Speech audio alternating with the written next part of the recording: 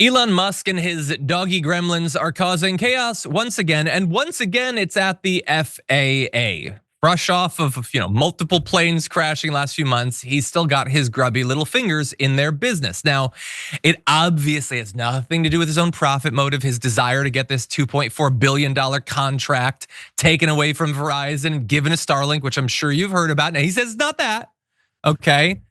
But anyway, sources say that the FAA is targeting a Verizon contract in favor of Musk's Starlink. So that's what sources on the inside say. He says not, and Starlink says not. Or so I should say SpaceX, which is getting involved in this for some reason. They say Starlink is a possible partial fix to an aging system. There's no effort or intent for Starlink to take over any existing contract. They just want to be a part of the contract. Okay, maybe, apparently Verizon's CEO says maybe they could work together on this. No, but that's supposed to make it seem more legit, right? That the person who was gonna get the contract is now being like, well, maybe we tag team this thing.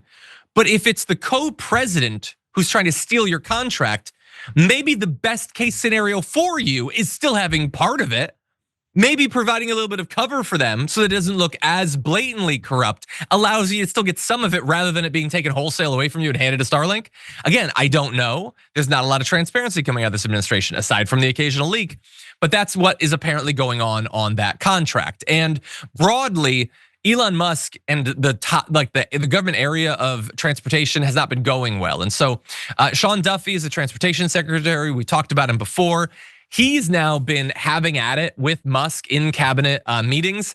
They were fighting over Doggy trying to cut air traffic control employees. Duffy also rebuffed Musk's claim that air traffic controllers were hired from DEI initiatives. See, Musk says, no, we're not trying to get you to get rid of any of these air traffic controllers, although they already have. I'm not doing that at all. Hey, I've heard that some of those air traffic controllers are black and brown. You should probably fire them. That seems a little bit inconsistent to me, considering planes are still falling out of the sky. But anyway, he's been fighting with him, and you probably heard, JR, that Marco Rubio did as well. And so this is just more chaos out of Elon Musk. What do you think? It's, as you just said, more the chaos. But the thing is what you have to pay attention to. We're seeing what Sean Duffy and a few other cabinet members had it out with Elon Musk in this closed cabinet meeting. I want to focus on that part because Duffy was complaining about the firings and the air traffic controllers and the age, the old system and the age behind it, while people are literally dying, right? And people are a little bit afraid to fly. Some that can afford not to, maybe don't have to fly. As we see all these potential collisions and actual ones happen, Sean Duffy got in front of cameras, got in front of the press, and said, all those things you guys are concerned about, that has nothing to do with us. Why are you talking like this? Yet behind closed doors, we'll say to the guy who's trying to take all these folks' jobs away because he literally doesn't care about anyone else's lives above his money that he can get more of. He sided with that guy who behind closed doors, he's frustrated with because the way that he's firing people and telling him to fire folks. So Sean Duffy, was he real world or road rules? Who cares? It might have been the challenge. See, who knows? He's one of those 90s reality show guys.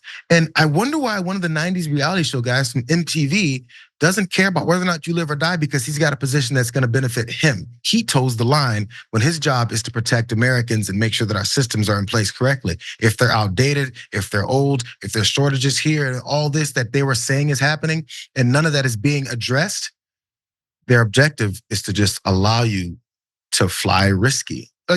We're supposed to believe them when they say, yo, man, this is not a problem. It's not really what's going on. But behind closed doors, we'll have a full-on fight with this guy about how he is actually destroying these systems and their approach to how they keep people safe. Yeah. This is what you voted for. And for some reason, the person who's giving middle fingers to your life and your family's life, you're still supporting. Just think about it. Yeah, I was on a flight just a couple weekends ago to Sacramento. And on the way there was some pretty bad turbulence. And I know the numbers on plane safety or whatever, so I wasn't overly worried, although I was. But everybody was scared on the plane. And they don't want to be, except they don't have people that they can trust in power to make them feel better about it. That said, this is obviously, in terms of PR, this is a tough topic for the Trump administration. So I'd like to suggest a strategy for defraying concerns about this. Have you considered telling people to shut up about the planes? Shut up about the planes. Maybe that'll work. Charlie Kirk, give a little advice to your dude in the White House.